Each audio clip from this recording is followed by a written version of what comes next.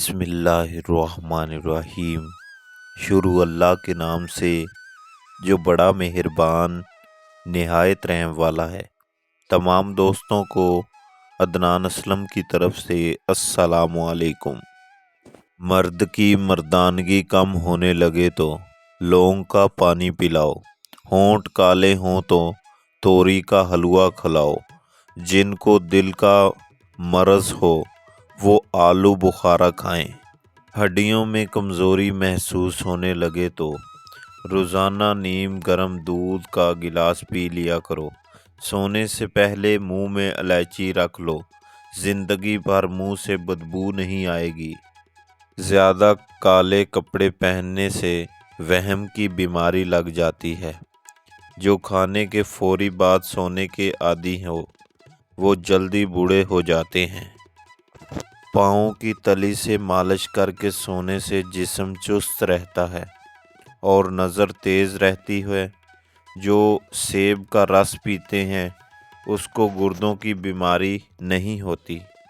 तिल खाने से बाल झड़ना रुक जाते हैं।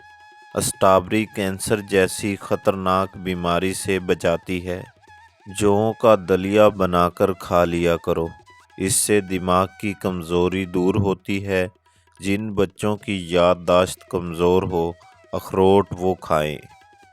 निहार मुंह खजूर के ऊपर शहद लगाकर खाने से कद बढ़ने लगता है। रात को हमेशा कम खाना खाएं और रात को मीठी चीज़ खाने से परहेज़ करें। बाएं हाथ से खाना खाने से दिल की कमज़ोरी दूर हो जाती है। रोज़ाना नमक वाली चीज़ ना सिर्फ आपके जिस्म को फुलाती है बल्कि जिल्द को भी नुकसान पहुंचाती है। शर्मीले लोग ज़्यादा काबिल एतबार और ज़्यादा होशियार होते हैं। ज़्यादा खूबसूरत लोग अक्सर बेवफा होते हैं।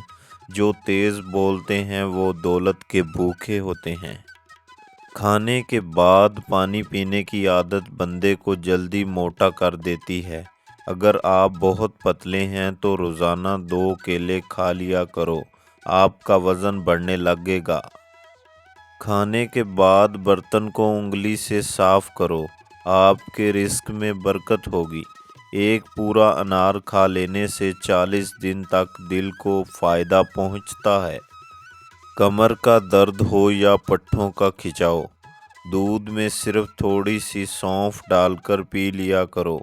कमर का दर्द दूर हो जाएगा और आप सेहतमंद नज़र आएंगे।